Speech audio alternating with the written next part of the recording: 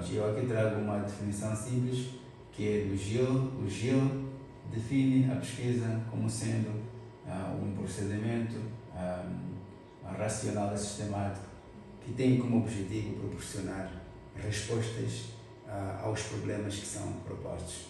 Então, significa que o ponto-chave da pesquisa é, de fato, identificar-se um problema. E não se faz pesquisa sem que haja um problema. Então, temos que pesquisar uma coisa que nos questionamos o porquê de estar a acontecer aquilo, ou porquê, de fato, aquele fenômeno, aquele processo, aquele evento está a ocorrer, não é? E a partir da identificação do problema é que vamos começar então a pesquisar, seguindo este procedimento racional de forma sistemática, para buscarmos uma resposta ou respostas. Por isso é que aparecem respostas aos problemas que são propostos. E na verdade o problema tem que ser genuíno, que as respostas elas podem ser várias contribuições de vários campos de pesquisa, não é? Para podermos responder a esse problema. Se for um problema pontual, significa que temos uma resposta imediata, geralmente é assim, mas esses problemas, quando são descobertos, nós temos que contribuir com uma resposta, não é?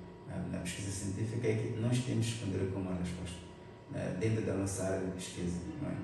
E depois, eu tenho falado para meus estudantes que quando se coloca um problema, quando se identifica um problema, tem que ser um problema social, né? Tem que ser um problema social que preocupa a sociedade. E isso significa que se é um problema que preocupa a sociedade, vamos supor que seja um problema, por exemplo, aqui em Moçambique, na mobilidade na cidade de Maputo, tem vários intervenientes que podem dar respostas a esse mesmo problema. Se nós respondermos só contando conosco, contando com a nossa área de pesquisa, significa que vamos resolver uma parte desse problema. E então significa que o problema vai continuar, mas sim com uma determinada resposta que vai responder apenas uma parte pequena, né? Enquanto devia ser uma contribuição de várias áreas, de vários pesquisadores para darem as respostas devidas. Por exemplo, se a mobilidade da cidade de Maputo, significa que nós podemos pegar, por exemplo, podemos pensar em alargar, né? Podemos pensar em alargar a estrada, a nossa rodovia, para 7 faixas, né? 7 faixas ou 8 faixas. Isto significa que quem vai resolver esse problema, na verdade, é um engenheiro de construção civil para alargar as faixas, e é ele que é especialista nisto. Mas alargar as faixas de rodagem não significa resolver o problema. Há quem que vai pensar, por exemplo, em contribuir com uma resposta em aumentar o número de autocarros, né, na estrada. É também uma das respostas ao problema de mobilidade. Há quem que pode pensar, por exemplo, em não alargar as rodovias, mas pensar em outras alternativas de mobilidade, como o caso das ferrovias. Podemos usar as ferrovias também para a mobilidade. Então significa que há várias contribuições que podem ser dadas como respostas a esse questionamento. E neste caso podemos aumentar ainda em pensar, por exemplo, por que não criamos um sistema, né? Um sistema de gestão?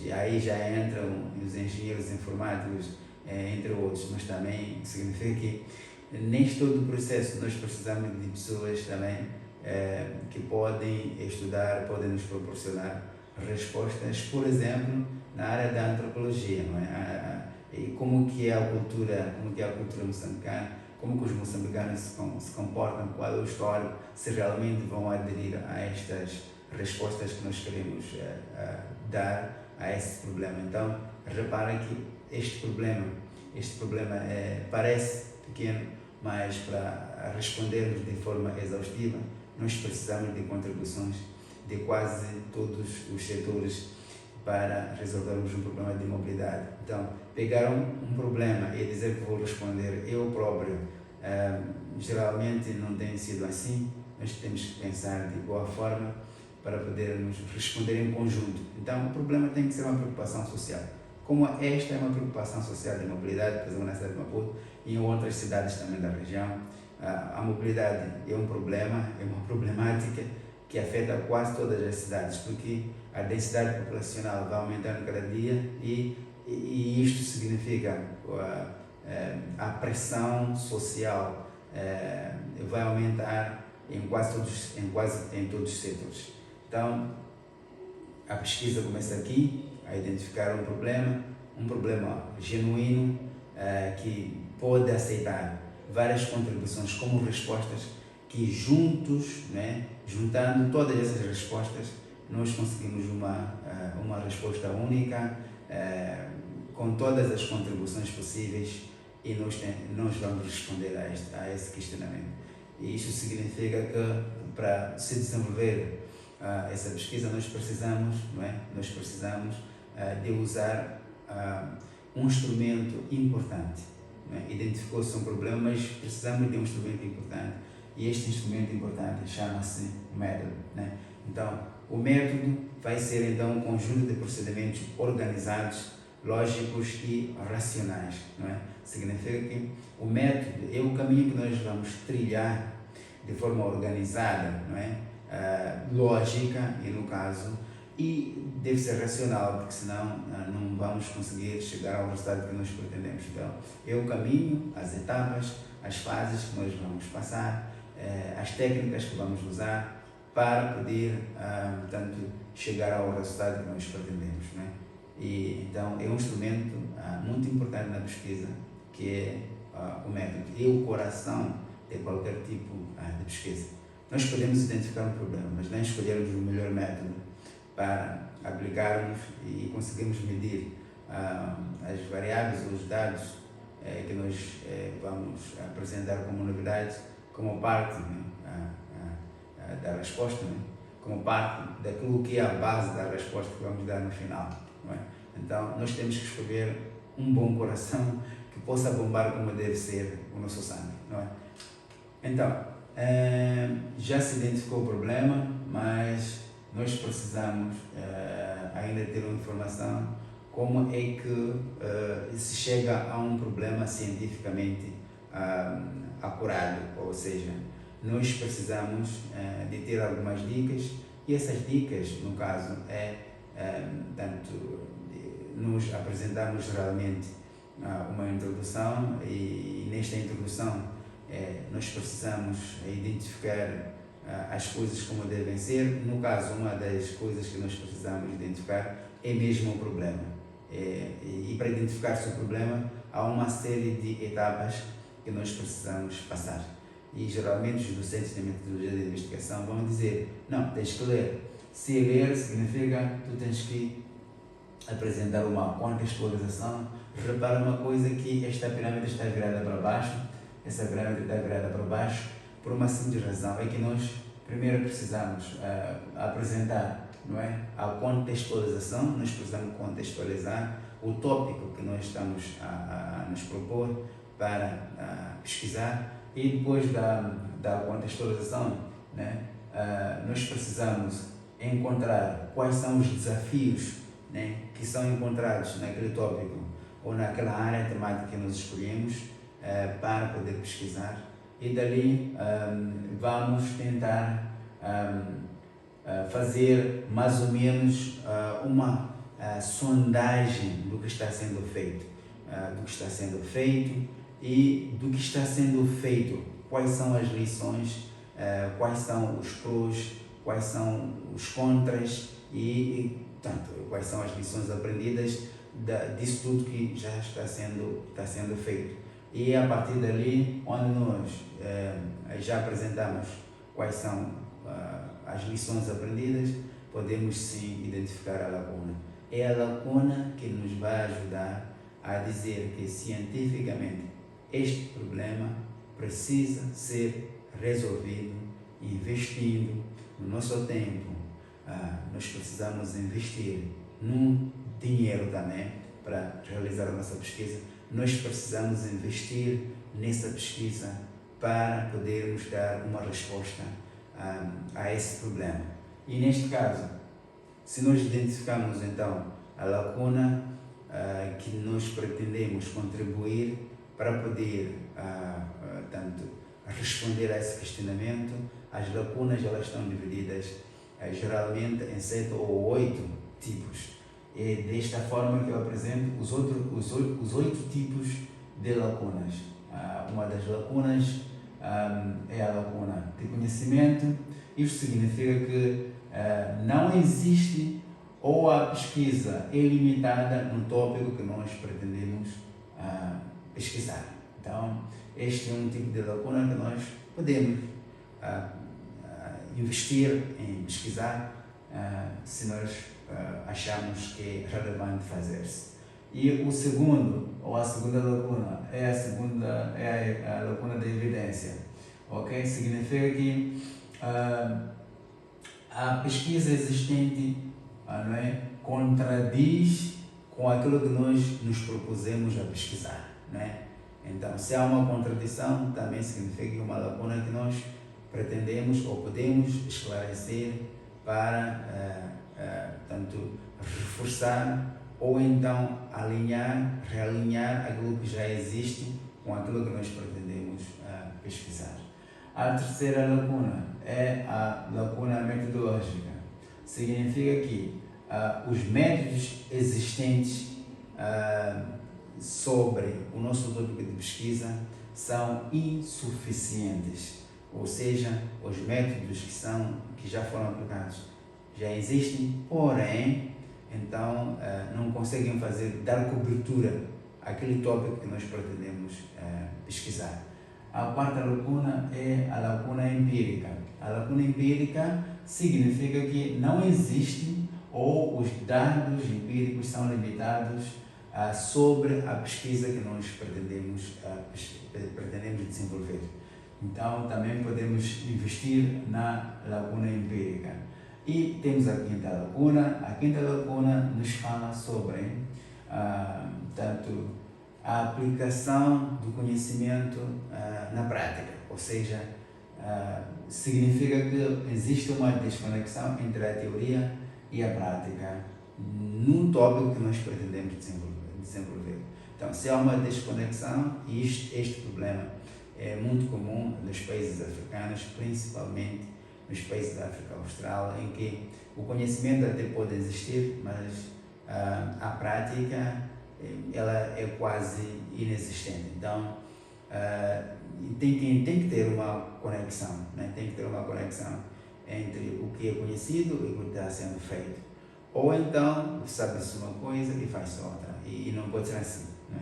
Na academia as coisas não funcionam assim.